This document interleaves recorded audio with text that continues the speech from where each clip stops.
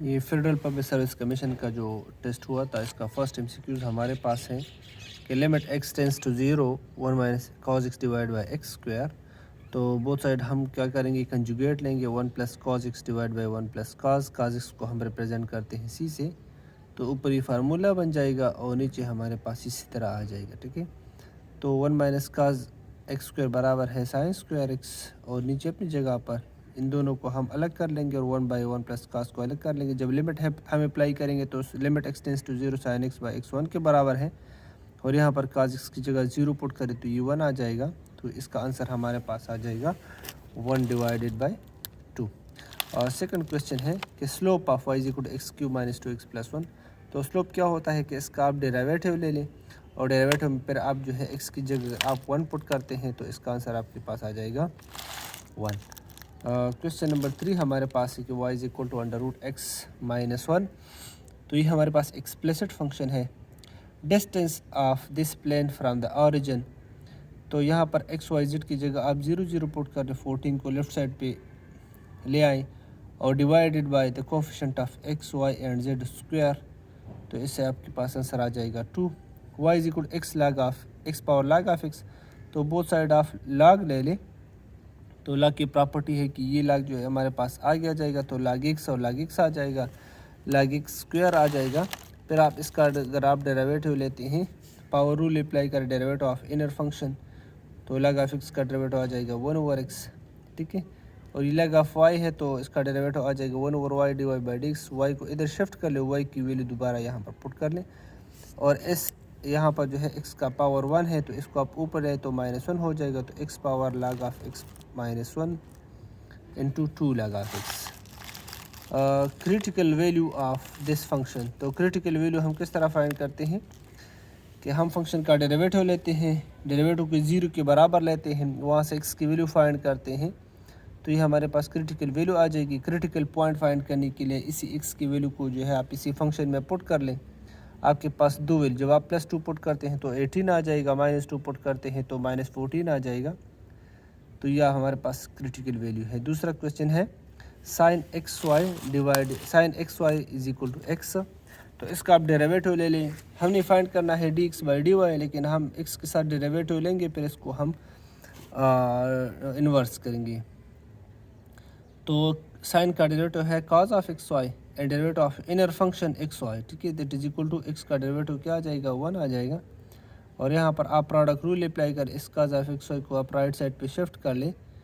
तो यहाँ पर जब आप प्रोडक्ट रूल अप्लाई करते हैं तो आ जाएगा first derivative of second plus second derivative of first is equal to 1 by cos हमारे पास बराबर है सीकन एक्स वाई, और यहाँ पर ये एक्स का डेरिवेटिव आ जाएगा 1।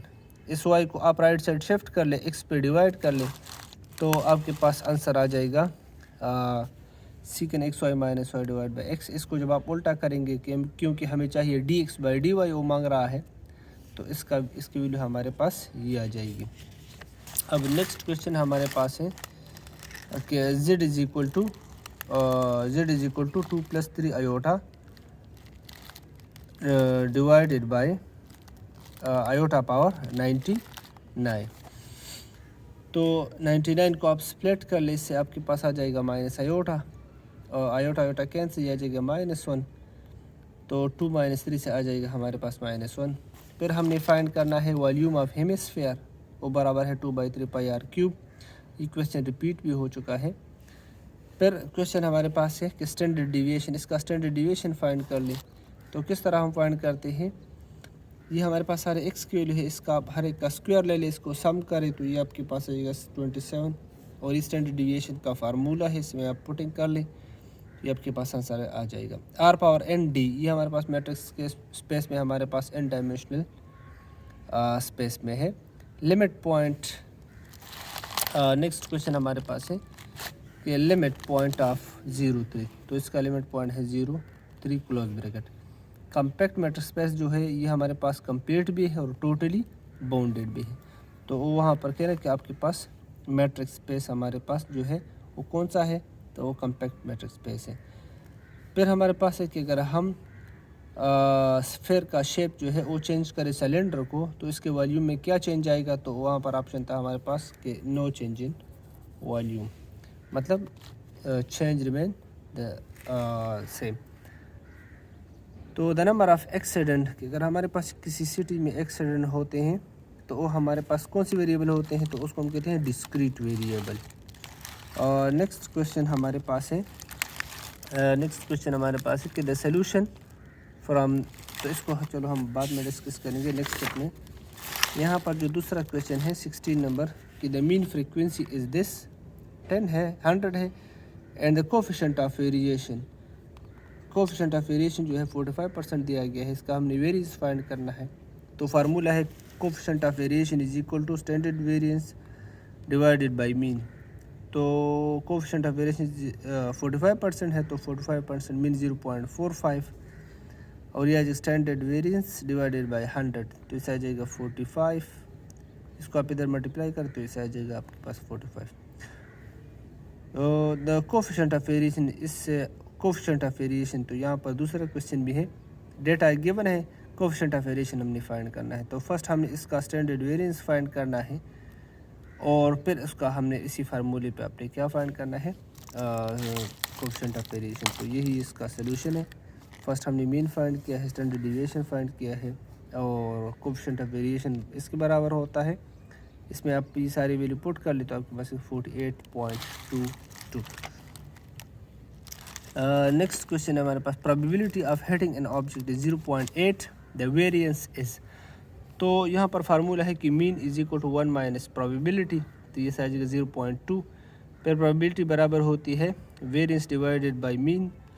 क्यों को हम यहाँ पर रिप्रेजेंट करते हैं मीन से, तो वी निकालना है. पी क्यों को हम मल्टीप्लाई करें तो ये पी है ये क्यों है, दोनों को मल्टीप्लाई 0.16 आ जाएगा. नेक्स्ट क्वेश्चन है कि 1 और 2 के दरमियान हमारे पास कितने नंबर्स हैं, तो इसमें है कि infinitely many numbers. Next question है कि which one is not a vector space, कौन सा वेक्टर स्पेस नहीं है. तो कम्प्लेक्स आर जो है वो हमारे पास कम्प्लेक्स प्लेन पे हमारे पास क्या है, वेक्टर स्पेस नहीं है. क्योंकि ये ज़रूरी नहीं है कि हमारे पास रियल नंबर और कम्प्लेक्स नंबर के मल्टीप्लिकेशन से हमारे पास रियल नंबर्स ही आ जाए. यहाँ पर हमारे पास कम्प्लेक्स नंबर्स भी आ सकते हैं.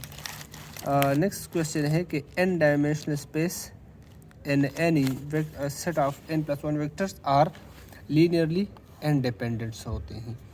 Which one is used to compute the percentage over the period. तो वो हमारे पास ऑप्शन था कि PCT चेंज. 3 मासेस गिवन है और 3 मासेस हमारे पास गिवन है और वो किस पॉइंट पे है, तो वो है 1 2 0 -1 और 2 3 पॉइंट्स पे है. तो उसका हमने क्या फाइंड करना है, सेंटर ऑफ मास फाइंड करना है. तो सेंटर ऑफ मास का फार्मूला हमारे पास ये है. इसमें आप ये m1 m2 m3 और ये x1 y1 x2 y2 x3 y3 है. तो इसमें आप पुटिंग करें फार्मूले में आपके पास क्या आ जाएगा, सेंटर ऑफ मास आ जाएगा. नेक्स्ट क्वेश्चन हमारे पास है कि for which of the following centre of mass like outside. तो बेंगल्स थे और 2-3 ऑप्शन और थे. तो वहाँ पर जो बेंगल्स का सेंटर ऑफ मास था वो आउटसाइड ऑफ द सेंटर था मास था. रूल्स थ्योरम पे 2 MCQs थे, मेन वैल्यू थ्योरम पे 2 MCQs थे. तो उसका स्टेटमेंट था कि इफ़ फिक्स हमारे पास कंटिन्यूस होता है इंटरवल पे, ओपन इंटरवल पे, और इफ़ फिक्स जो है वो हमारे पास क्या होता है, डिफरेंशिएबल होता है क्लोज इंटरवल पे. ठीक है. Mean value theorem f of b minus f of a is equal to b minus a into f dash of x1, ये स्टेटमेंट गिवन था और फंक्शन गिवन था हमारे पास कि f of x is equal to 1 over x. तो इसमें हमने a पुट किया, b पुट किया और उसका हमने डेरिवेटिव ले ली तो 1 - x - 1 over x स्क्वायर आ जाएगा. x की जगह आप अगर x1 पुट कर लें तो if of a if of b और इफ़ ऑफ x1 की वैल्यू सारे इधर पुट कर ले स्टेटमेंट में, तो हमारे पास x1 की वैल्यू आ जाएगी under the root A b. तो इसमें आप सिंप्लीफिकेशन कर ले खुद ब खुद आ जाएगा आपके पास अंडर रूट ए बी. 31 क्वेश्चन हमारे पास है कि 31 क्वेश्चन है कि dy/dx plus y is equal e⁻⁻x है. तो ये हमारे पास एक लीनियर डिफरेंशियल इक्वेशन है. तो इसका हम इंटीग्रेटिंग फैक्टर फाइंड करते हैं. इंटीग्रेटिंग फैक्टर बराबर होता है e integration of function of x.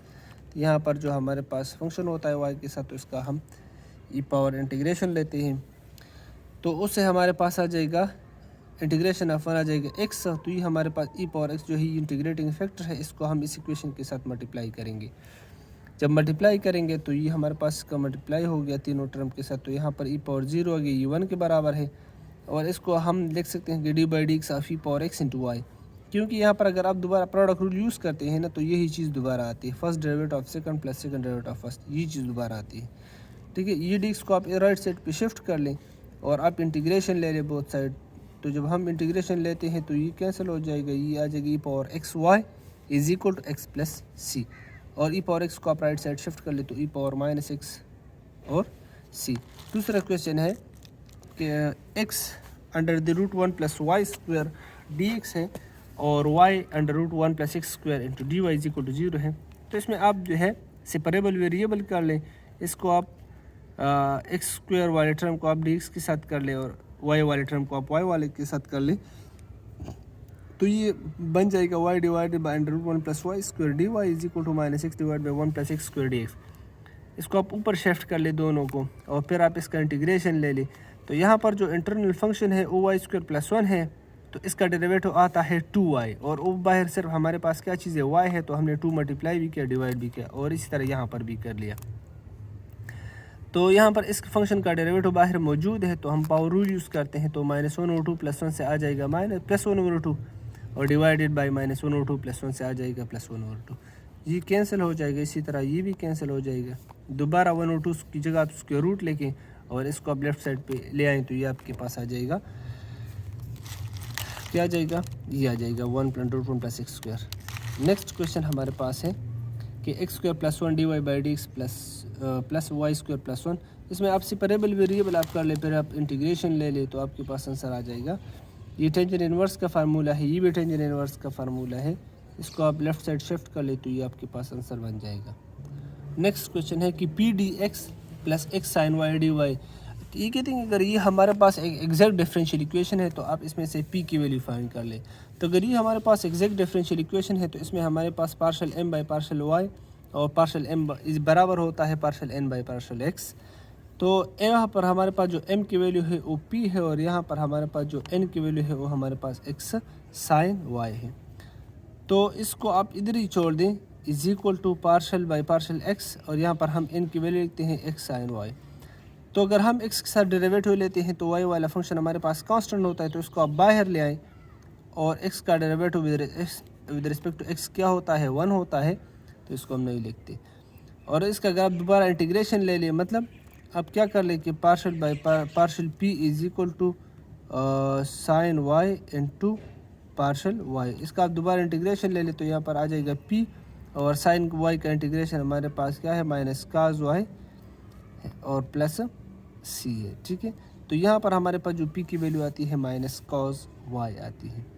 दूसरा डिफरेंशियल इक्वेशन है हमारे पास कि d y by d x is equal x y y into y 1 is equal to, तो यहाँ पर इसका सोल्यूशन सामने लिखा गया है कि y को आप लेफ़्ट साइड शिफ्ट कर लें, इसका इंटीग्रेशन आ जाएगा लॉग ऑफ y, इसका आ जाएगा पावर रूलर पे अप्लाई कर ले तो ये हमारे पास इसका सिंप्लीफिकेशन आ जाएगा। नेक्स्ट क्वेश्चन हमारे पास है कि under root cube root of 8 हमारे पास किसके बराबर होता है, ये तो हमारे पास 2 के बराबर होता है। ये भी आया था under root 9 into under root 1 plus 21 divided by 3/5, तो इन दोनों को आप मल्टीप्लाई कर ले तो 3 आ जाएगा और इन दोनों को आप सिंप्लीफाई कर ले तो 35 आ जाएगा, दोनों को आप ऐड कर ले तो 38 आ जाएगा। Square root of this number, तो इसका स्क्वायर रूट हमारे पास क्या आता है 19 आता है। दूसरा क्वेश्चन है कि ये हमारे पास एंटोनिम थे और सिनोनिम थे, तो ये कुछ MCQs है। इसका एंटोनिम आया था कि इसका एंटोनिम हमारे पास क्या है और इसका सिनोनिम आया था कि इसका सिनोनिम हमारे पास क्या है। इसके बाद जितने MCQs है इसको हम नेक्स्ट लेक्चर में इंशाल्लाह डिस्कस करेंगे।